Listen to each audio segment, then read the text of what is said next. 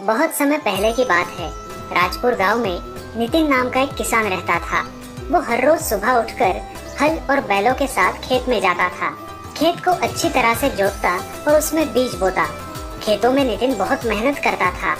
उसकी मेहनत के कारण उसके खेत भी सोना उगलते थे। भरपूर फसल होने के कारण नितिन उसे बेचकर आराम से रहता था। नितिन का स्वभाव बहुत ही अच्छा था। वो अपने बैलों की भी बहुत सेवा करता था।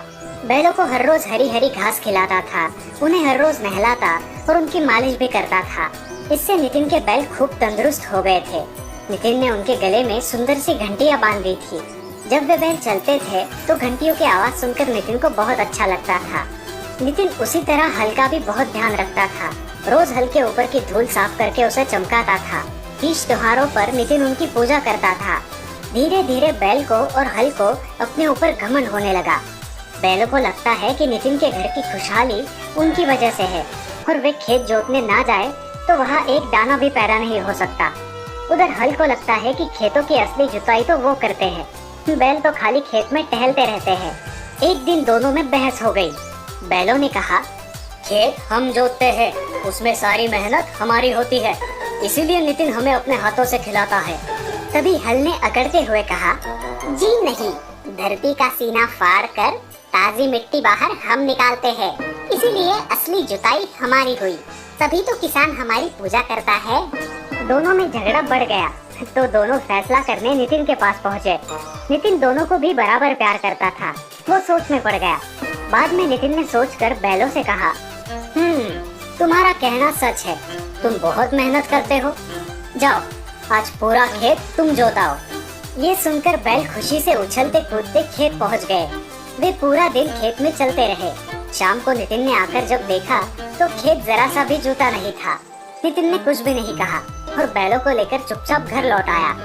अगले दिन नितिन हल को कंधे पर लाद कर खेत में पहुंचा।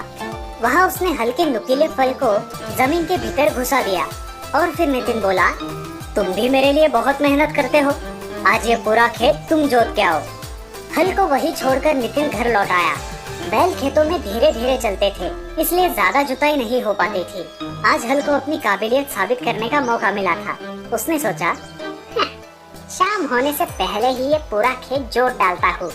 नितिन के जाने के बाद हल ने खेत को जी भर के देखा और फिर उसे जोतने के लिए आगे बढ़ा। मगर ये क्या हुआ, हल तो अपनी जगह से टस से मस भी नहीं हो पाया। जिस खेत को वो दौड़ते हुए जोतता था, आज वो हिल भी नहीं पा रहा था।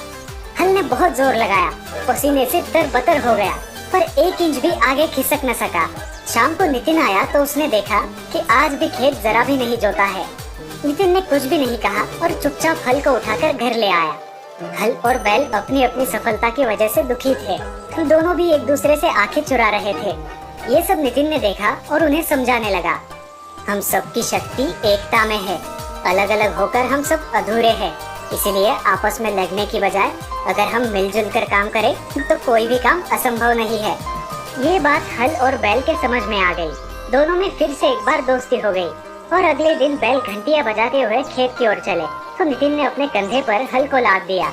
उस दिन सभी ने मिलकर खेतों की खूब जुताई की। थोड़े ही दिनों में खेतों में हरी भरी फसल लहलहाने लगी।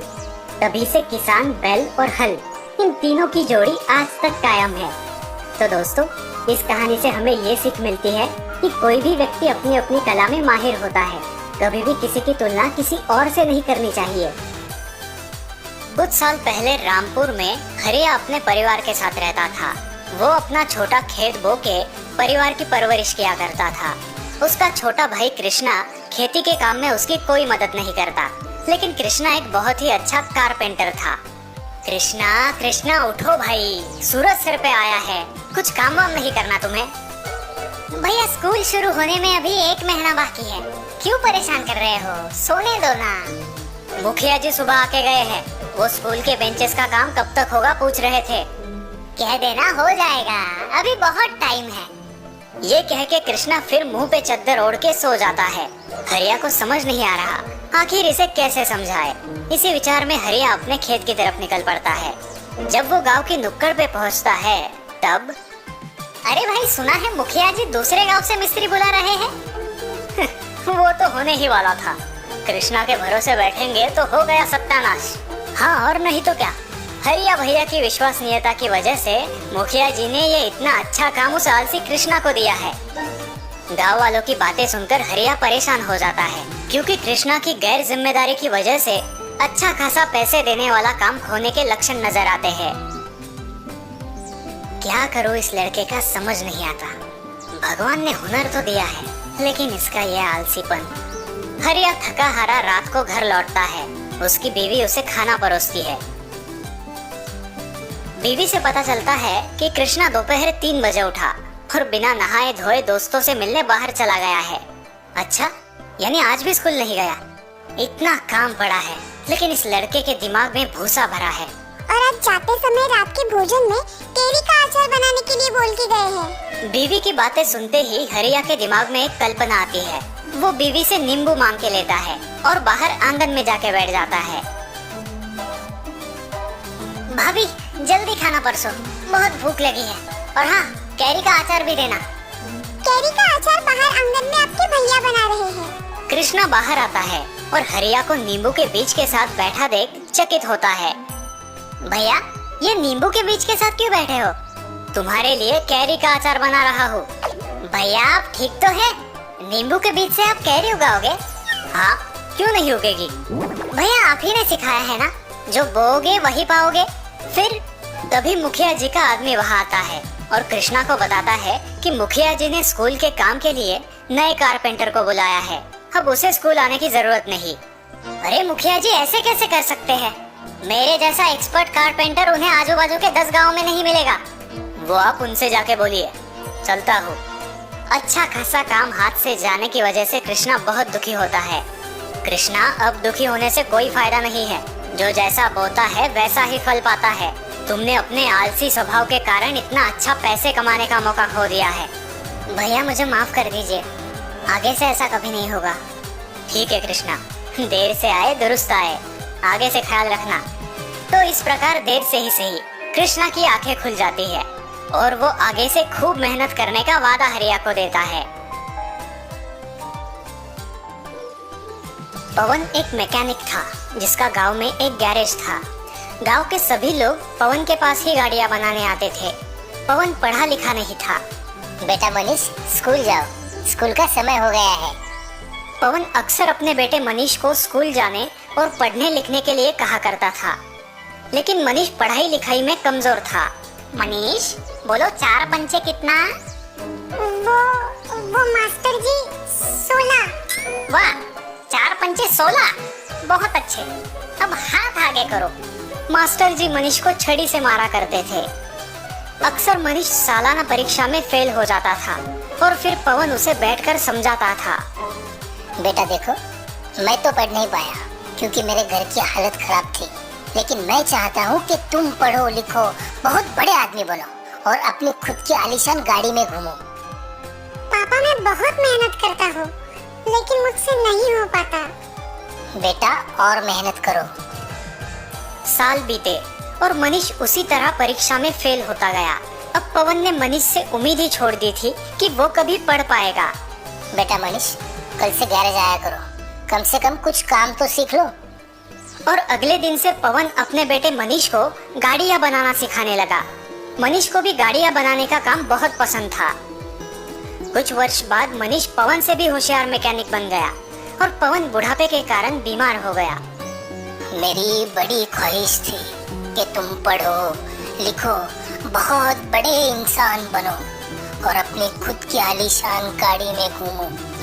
अब मैं पढ़ नहीं पाया तो क्या करे, लेकिन गाड़ी में जरूर घुमाऊंगा आपको, और वो भी खुद की गाड़ी में। उस दिन मनीष ने ठान लिया कि वो अपने पापा की इच्छा पूरी करेगा और खुद ही अपने लिए एक कार बनाएगा। उसने पूरी लगन के साथ अपना काम शुरू किया। लगभग 2 साल बाद मनीष की मेहनत रंग लाई और उसने खुद के लिए एक शानदार कार बनाई। देखो पापा, मैंने कहा था ना कि मैं आपको अपनी खुद की बनाई हुई कार में घुमाऊंगा। मुझे तुम पर बहुत गर्व है बेटा। चलो, तुम्हारी इस नई कार का उद्घाटन हम देवी माँ के दर्शन से करते हैं। दोनों बाप बेटे अपने लंबे सफर पर निकल पड़े। कई किलोमीटर चलने के बाद पवन के मन में एक ख्याल आया। अरे बेटा मनीष, कार में पर्याप्त डीजल तो है ना? हम काफी दूर आ चुके हैं, डीजल खत्म ना हो जाए। अरे पापा, उसकी कोई जरूरत नहीं। ऐसे कैसे? भला बिना तेल के कोई कार कैसे चलेगी? हाँ पापा, चल सकती है, ये बिल्कुल मुमकिन है। बेटा, मेरे इतने साल का तजुर्बा कहता है कि बिना तेल के कोई कार कभी नहीं चलेगी। पापा, आपको मेरी बात पे यकीन नहीं हो रहा ना? रुकिए, आपको अभी यकीन दिलाता हूँ।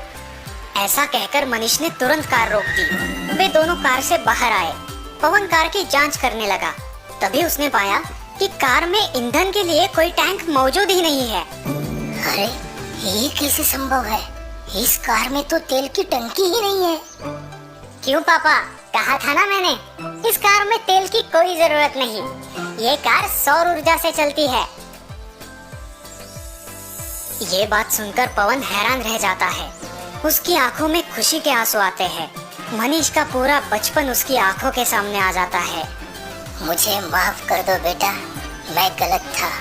तुमने एक ऐसा आविष्कार किया है जो आज तक कोई पढ़ा लिखा नहीं कर सका। मुझे तुम पर नाज है। सच में तुम्हारी ये कार कोई मामूली कार नहीं है, ये एक जादुई कार है। सोमनाथ एक बहुत मेहनती और ईमानदार किसान था। खुद अनपढ़ होने के बावजूद उसने अपने इकलौते बेटे सुरेंद्र को अच्छी शिक्षा दी थी। अब सुरेंद्र आगे की पढ़ाई के लिए गांव से बहुत दूर शहर जा रहा था। पिताजी, अब मैं कम से कम 1 साल गांव नहीं आ पाऊंगा। आप अपना ख्याल रखना। तुम मेरी चिंता मत करो बेटा, बस मन लगा के पढ़ाई करना। अब मेरी सारी आशाएं तुम ही पर है। हाँ पिताजी, मैं आपको निराश नहीं करूंगा। दूसरे दिन सुबह होते ही सुरेंद्र शहर चला जाता है और सोमनाथ अपने खेतों में काम शुरू करता है। कुछ देर बाद गांव के साहूकार का चेला शंकर वहां टपकता है। और सोमनाथ भैया कैसे है? भगवान की कृपा है। बस मेरा सुरेंद्र अफसर बन जाए तो मैं आराम ही आराम करूंगा। वो तो आप अभी कर सकते हो। गांव के हीरामल साहूकार कब से आपकी जमीन खरीदना चाहते हैं, वो भी दुगने दाम में। नहीं शंकर, एक किसान के लिए उसकी जमीन माँ के समान होती है और माँ का भी कोई सौदा करता है भला। अब आपकी मर्जी। लेकिन इस साल बहुत भयंकर सूखा आने का अंदेशा है और अब तो सुरेंद्र भी नहीं है आपकी सहायता के लिए। देखते हैं। शंकर सोमनाथ को जमीन बेचने के लिए राजी नहीं कर पाता और वहाँ से निकल पड़ता है। ये बूढ़ा बहुत जिद्दी है, अब साहूकार मुझ पर नाराज होंगे। ऐसे ही महीनों बीत जाते हैं। सुरेंद्र और सोमनाथ एक दूसरे को चिट्ठियां लिखकर अपनी खुशहाली बताया करते थे। सोमनाथ, तुम्हारी चिट्ठी है भाई, सुरेंद्र ने भेजी। डाकिया जी, जरा ये चिट्ठी पढ़ के तो सुनाइए। डाकिया सोमनाथ को सुरेंद्र की चिट्ठी पढ़ के सुनाते हैं। चलो अच्छा है, सुरेंद्र की पढ़ाई ठीक चल रही है। हाँ, होनहार है तुम्हारा बेटा। जल्द ही तुम्हारे अच्छे दिन आएंगे सोमनाथ। हाँ, इसी उम्मीद में दिन काट रहा हूँ। बस हमेशा की तरह मेरी तरफ से 2 शब्द खुशहाली के उसे लिख दीजिए। हाँ क्यों नहीं, अभी लिख देता हूँ। जुलाई खत्म होकर अगस्त शुरू हुआ था, लेकिन बारिश का कोई नामो निशान नहीं था। सारे गांव वाले चिंतित थे। अब एक ताज़ा खबर। सरकारी मौसम विभाग के अनुसार देश के हर राज्य में औसत 10% ही बारिश होने का अनुमान है। नागरिकों से निवेदन है कि उपलब्ध पानी का इस्तेमाल समझदारी से करें। लगता है इस साल फसल नहीं हो पाएगी। फिर से साहूकार से कर्जा उठाना पड़ेगा। हाँ भाई, जमीन भी गिरवी है, उसे तो अच्छा मौका ही मिल जाएगा गरीबों को लूटने का। और गांव के अधिकतम कुएं भी साहूकार के पास ही है गिरवी। सोमनाथ भी अपने घर में चिंतित बैठा है। लगता है शंकर की बात सच होने वाली है। आषाढ़ खत्म होकर श्रावण शुरू हुआ है, लेकिन आसमान से एक पानी की बूंद नहीं टपकी। कुएं की गहराई बढ़ा दूं तो शायद पानी मिले। ये सोच के सोमनाथ सीढ़ी लेके अपने घर के माले पे चढ़ता है और वहाँ से कुदाल और फावड़ी निकालता है। लेकिन इसी दौरान वो पैर फिसल के गिर जाता है। सोमनाथ के हाथों में और घुटनों में गंभीर चोटें आती है। हे भगवान, ये क्या हो गया? अब मैं कुआं कैसे खोदूं? अनाज कैसे बोऊं? घर पे आराम कर रहा सोमनाथ डाकिये की मदद से अपने बेटे सुरेंद्र को चिट्ठी लिखता है और यहाँ का सारा हाल बयां कर देता है। चलो भाई सोमनाथ, मैं निकलता हूँ, तुम अपना ख्याल रखना। डाकिया के जाने के बाद शंकर सोमनाथ के घर आता है। कैसी है तबीयत अब सोमनाथ भैया? भगवान की कृपा है, हड्डी नहीं टूटी, लेकिन दर्द से बेहाल हो। लेकिन अब तुम क्या करोगे? तुम्हारा बेटा तो यहाँ आने से रहा। मेरी मानो अपनी जमीन साहूकार को बेच दो और शहर अपने बेटे के पास चले जाओ, सुखी हो जाओगे। शायद तुम ठीक कह रहे हो। शंकर खुश होके सोमनाथ के घर से बाहर निकलता है। चलो, आखिर ये जिद्दी बूढ़ा मान ही गया। यहाँ शहर में सुरेंद्र अपनी परीक्षा की तैयारी कर रहा था, लेकिन वो पिताजी की चिट्ठी पढ़ के सोच में पड़ गया। बेटा सुरेंद्र, इस साल सूखे की वजह से शायद फसल ना हो पाए, लेकिन अगर तुम यहाँ होते तो मैं हमारा कुआं खोद के उसकी गहराई बढ़ा देता, थोड़ी बहुत सब्जियाँ बो लेता। अब सब राम भरोसे छोड़ रहा हूँ। पिताजी काफी बीमार है, ऊपर से ये सूखे का संकट, और मैं यहाँ फंस गया हूँ। कुछ तो करना पड़ेगा। कुछ दिन बाद डाकिया सुरेंद्र की चिट्ठी लेके आता है और सोमनाथ को पढ़ाता है। प्रणाम पिताजी, आपकी चिट्ठी मिली, लेकिन आप हमारा कुआं और ज्यादा मत खोदिए। हमारे पुरखों ने वहाँ गुप्त धन छुपाया है। ये बात मुझे दादी ने उनके स्वर्गवास से पहले बताई थी, और सही समय पर आपको बताने का वचन मुझसे लिया था। क्या? चिट्ठी पढ़ते ही दोनों चौंक जाते हैं। वाह सोमनाथ, तुम्हारा तो भाग्य खुल गया भाई। डाकिया वहाँ से निकलता है, तभी रास्ते में उसे शंकर मिलता है। क्यों डाकिया जी, क्या खबर? लाखों में एक खबर है भाई। क्या बात कर रहे हो, जरा हमें भी बताओ भाई। डाकिया शंकर को सोमनाथ के कुएं के बारे में बताता है, और वो सुन के शंकर की आंखें फैल जाती है। उसी रात शंकर फावड़ा और कुदाल लेके चुपके से सोमनाथ के खेत में आता है और उसका कुआं खोदने लगता है। ये गुप्त धन अगर मुझे मिल गया तो मैं खुद ही साहूकार बन जाऊंगा। बहुत देर तक कुआं खोदने के बाद भी शंकर के हाथों कुछ नहीं लगता और वो परेशान हो जाता है। हाँ, ये क्या, लगभग 10 हाथ गहरा खोदा है कुआं, फिर भी कुछ नहीं दिख रहा। अब तो सूर्योदय भी होने को है। किसी ने मुझे यहाँ देख लिया तो लेने के देने पड़ जाएंगे। सुबह सोमनाथ लंगड़ते हुए कुदाल लेके खेत पहुँचता है। कुछ तो करना होगा। कुआं खोदने की थोड़ी थोड़ी कोशिश करता हूँ। सोमनाथ जैसे ही कुएं के पास आता है वो दंग रह जाता है। अरे ये क्या, ये किसने खोदा? खोदा हुआ कुआं पानी से भरा देख सोमनाथ खुश हो गया, लेकिन तभी उसे सुरेंद्र की बताई बात याद आई। ये क्या हो गया? सुरेंद्र ने तो मुझे कुआं खोदने से मना किया था। उसी दिन सोमनाथ डाकिये के द्वारा सुरेंद्र को चिट्ठी लिख के यहाँ की हकीकत बयां करता है, और अब आगे क्या करना है पूछ लेता है। बेटा, यहाँ चमत्कार हो गया है। तुमने मुझे कुआं खोदने से मना किया था, लेकिन एक रात किसी ने हमारा कुआं काफी गहराई तक खोद दिया और अब कुआं पानी से भर गया है। अब मैं क्या करूं? हाँ, मुझे पता था पिताजी। गांव में एक कान की खबर दूसरे कान तक पहुंचने में देर नहीं लगती। सुरेंद्र तुरंत सोमनाथ को जवाब लिखता है। पिताजी, अब आप मनचाही सब्जियां बोइए। इतनी दूर से मैं आपके लिए बस इतना ही कर सकता था। सुना तुमने तुम्हारे बेटे ने क्या लिखा है? मनचाही सब्जियां बो। वाह भाई वाह, उधर शहर में बैठ के यहाँ बाप के लिए कुआं खुदवाया, वो भी मुफ्त। बेटा हो तो ऐसा,